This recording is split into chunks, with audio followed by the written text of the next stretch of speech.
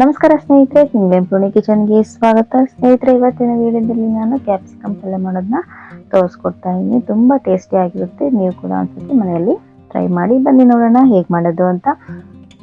ಮೊದಲಿಗೆ ನಾನು ಒಂದು ಅರ್ಧ ಕೆಜಿ ಅಷ್ಟು ಕ್ಯಾಪ್ಸಿಕಮ್ ತಗೊಂಡಿದ್ದೀನಿ. ಅದರಲ್ಲಿ ಬೀಜ ತೆಗೆದು ಈ ರೀತಿ ಕಟ್ ಮಾಡ್ಕೊಂಡು, ನಿಮಗೆ ಯಾವ ರೀತಿ ಬೇಕು ಆ ರೀತಿ ಕಟ್ ಮಾಡಿ ನೀವು ಇಟ್ಕೋಬಹುದು.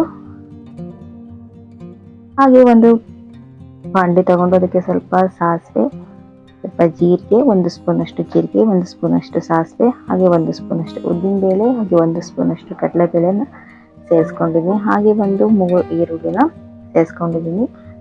ಎಲ್ಲ ಕೂಡ ಸ್ವಲ್ಪ ಚೆನ್ನಾಗಿ ಫ್ರೈ ಮಾಡ್ಕೋಬೇಕು.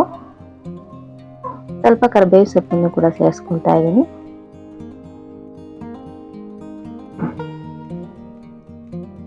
ಖಾರಕ್ಕೆ ಒಂದು 2 ಹಸಿಮೆಣಸಿನಕಾಯಿ ಸೇರಿಸ್ಕೊಳ್ತಾ ಇದ್ದೀನಿ. ಹಾಗೆ ಸ್ವಲ್ಪ ಟೊಮೊಟೊ ಹಣ್ಣು ಕೂಡ ಹಾಕ್ತಾ ಇದ್ದೀನಿ. ಅದು ಕೂಡ ಸ್ವಲ್ಪ ಸಾಫ್ಟ್ ಆಗೋವರೆಗೂ ಒಗ್ಗರಣೆಯಲ್ಲಿ ಬೇಯಿಸ್ಕೊತಾ ಇದ್ದೀನಿ.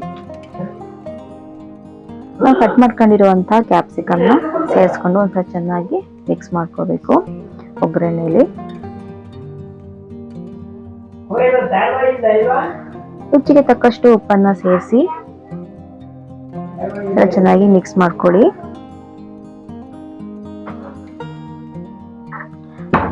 ಕ್ಯಾಪ್ಸಿಕಮ್ ಬೇಯೋದಕ್ಕೋಸ್ಕರ ಒಂದು ಅರ್ಧ ಲೋಟದಷ್ಟು ನೀರನ್ನ ಸೇರಿಸ್ಕೊಳ್ತಾ ಇದ್ದೀನಿ. ಜಾಸ್ತಿ ನೀರು ಬೇಡ, ಯಾಕೆಂದ್ರೆ ಒಗ್ಗರಣೆಲೆ ಚೆನ್ನಾಗಿ ಬೆಂದ್ಬಿಡುತ್ತೆ ಕ್ಯಾಪ್ಸಿಕಮ್ಮು. ಅದಕ್ಕೆ ಒಂದು ಅರ್ಧ ಲೋಟದಷ್ಟು ನೀರನ್ನು ಹಾಕಿ ಅದಕ್ಕೆ ಒಂದು ಮುಚ್ಚಳನ ಮುಚ್ಚಿ ಒಂದು 5 ನಿಮಿಷ ಅದನ್ನ ಬೇಯಿಸ್ಲಿಕ್ಕೆ ಬಿಡ್ತಾ ಇದ್ದೀನಿ.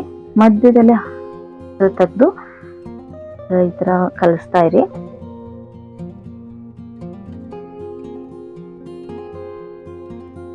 ಒಂದು 5 ನಿಮಿಷ ಆಗಿದೆ, ಚೆನ್ನಾಗಿ ಬೆಂದಿದೆ.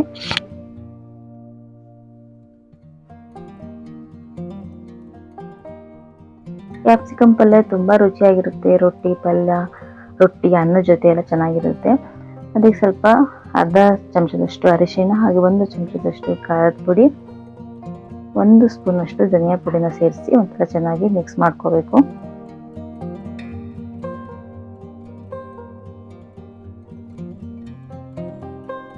ಚೆನ್ನಾಗಿ ಮಿಕ್ಸ್ ಆಗಿದೆ. ಇವಾಗ ನೀವು ಸ್ವಲ್ಪ ಡ್ರೈ ಆಯಿತು ಅಂತ ಸ್ವಲ್ಪ ನೀರನ್ನ ಸೇರಿಸ್ಕೊಳ್ಳಿ.